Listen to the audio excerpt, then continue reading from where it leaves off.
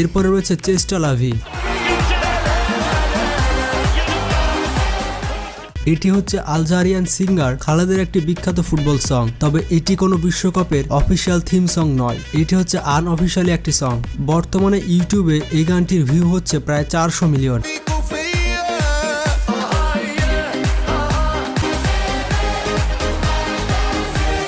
এরপরে রয়েছে live it up. এই গানটি হচ্ছে 2018 সালে রাশিয়া বিশ্বকাপের অফিসিয়াল থিম সং। ইউটিউবে এই গানটির ভিউ প্রায় 40 মিলিয়নের কাছাকাছি। এবং রাশিয়া বিশ্বকাপে কে চ্যাম্পিয়ন হয়েছিল সেটা কমেন্ট বক্সে জানান।